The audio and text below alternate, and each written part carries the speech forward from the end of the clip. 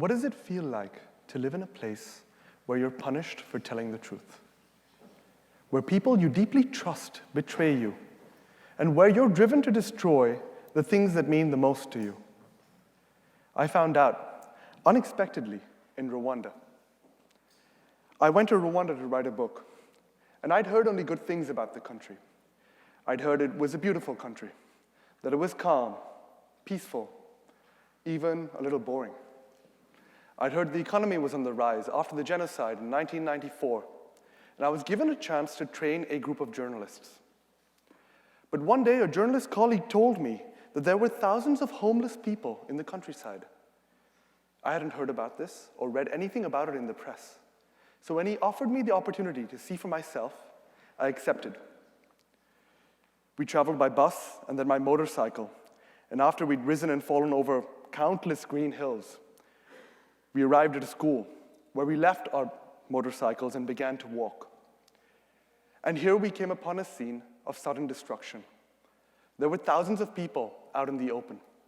It was a rainy season, and they were sick with pneumonia and malaria. The elderly and the young were dying.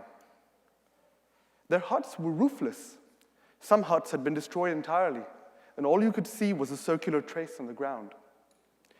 It didn't make any sense to me because the thatch on the roof, from the roof, was on the ground, and the people could have put it back up. But they didn't. They just sat there. And though the place looked like a war zone, there was no sign of any violence. There were no tank treads, no bullet wounds, no bullet holes on the walls. So what had happened here? I found a cement house, one of the few in the village. And inside, I found families stuffed into rooms with goats and pigs for lack of space. A father came out of one of the rooms, and I asked him, "Who did this to you? Who destroyed your homes? Was it the army?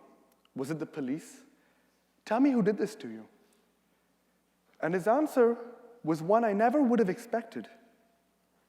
He said, "We did." The president of Rwanda had ordered it, and the people had obeyed. The president of Rwanda, Paul Kagame, had called these thatch roof huts primitive, and local chiefs, desperate to please their leaders, had ordered people to go out and destroy their own homes. Some of these families had lived in these homes for generations, and they took them apart with their own hands. And after they'd done this, they said that they had done a good job. Rwanda is a state of deep surveillance. The entire country is divided into little villages. Each village has about 100 or 150 families. Each village has a chief and an informer, and orders pass from the center to and from these villages very efficiently. You see the level of control in benign things. When the president bans plastic bags disappear overnight. When he tells people to wear rubber slippers, they wear rubber slippers overnight. And when he tells people to come out and vote, they turn out in numbers unheard of. Participation rates of 98%. Of course, the president wins nearly 100% of the vote. A small-town pastor, distressed at what he was seeing, told his congregation not to destroy their homes until replacement houses had been built.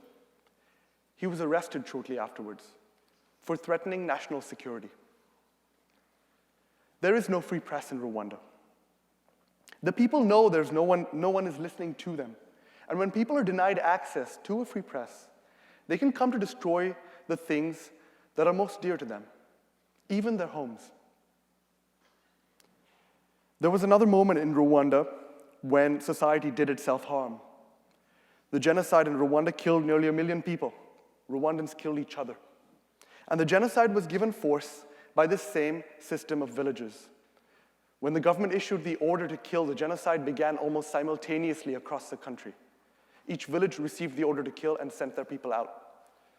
Those who opposed government orders were silenced or themselves killed, until there was only a single voice in the country, the voice of the government. Rwanda today is not so different. Among the students I taught, none are practicing. One of my colleagues was shot dead on the day he criticized Paul Kagame. 2 young women were sent to prison for several years for insulting Kagame. 2 others fled the country, fearing for their lives.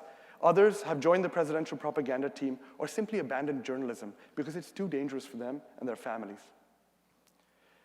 I've documented more than 60 journalists who over the last 20 years have fled the country, been imprisoned, tortured, disappeared, or killed. Some have even been killed in exile. That's one journalist every 4 months. One of my students was Gibson. He was a sharp guy and a wonderful writer. And after he criticized the government, he began to be pursued. As he fled the capital, he was tracked down by the same network of surveillance. Every place he went to, he was informed on. Every hotel he stayed in transmitted his information. Where was he going to hide? And so one evening, when he was in a faraway city, in a small hotel, he heard a knock on his door. He opened the door and found it was another one of my students. He said, "What are you doing here?" And the friend said, "Oh, I'm just traveling." Shortly afterwards, his friend called someone and said, "I'm with him." That night, Gibson sent me a text message saying, "I think I'm going to die tonight." Gibson paid for his hotel room, switched hotels, and because he had nowhere else to go, I told him to come home. The night before he fled the country, Gibson taught me how to look in a dictatorship. We were standing outside my house, and he pointed to a well-lit, well-paved road, a symbol of Rwanda's progress. But Gibson said, "Where are all the people? There were no people on that wonderful road. The people had all chosen to walk on our road, dark, without streetlights, cobblestone where they could trip and fall." Gibson told me that people avoided those well-lit roads because they saw them as places of government surveillance, where the government could pick them up. Kagame has been praised for building such roads. He's been praised for a parliament that has a majority of women. The parliament has no power. He's been praised for many things that we know dictatorships can accomplish. He's been praised for modern buildings, for growing the economy, for a healthcare system. Of course, if you criticize the government, you lose everything. And meanwhile, the dictatorship destroys institutions like the free press, like the judiciary, raising the prospect of future violence. On New Year's Day, Kagame announced he would stand for a third term as president, breaking previous promises to respect what had been a 2-term limit.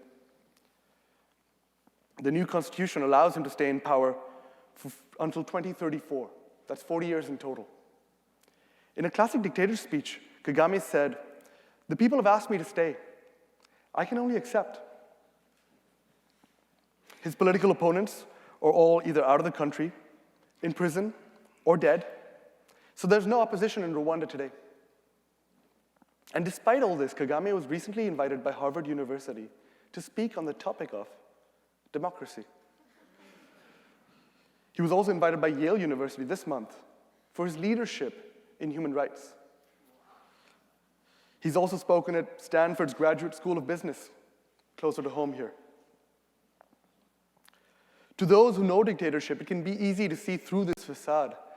I remember during the 2010 presidential elections, which I covered, at an opposition rally, a woman was organizing the campaign, and she was so afraid that people would actually believe that she supported the opposition candidate, that even as she organized the opposition rally, she wore a t-shirt of Kagame. And when you asked her who she was going to vote for, she said Kagame. I remember a Russian UN worker whom I met 3 days after he arrived in the country. I asked him, "What do you think of Rwanda?" And he laughed and he said, "It's just like the Soviet Union. I opened the newspaper this morning and there's only good news." So where is the bad news?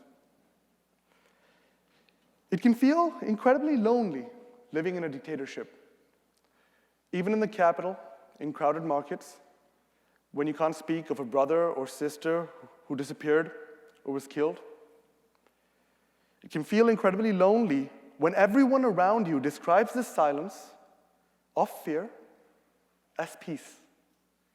When everyone describes those well-lit roads, those empty roads, as signs of progress.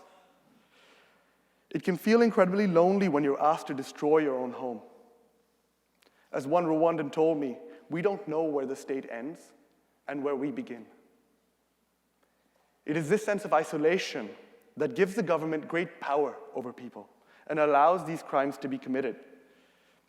It's reached a point where the people are inflicting the crimes upon themselves on government orders.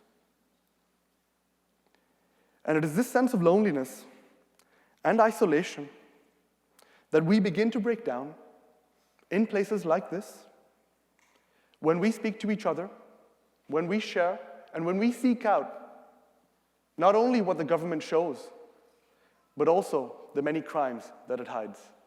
Thank you.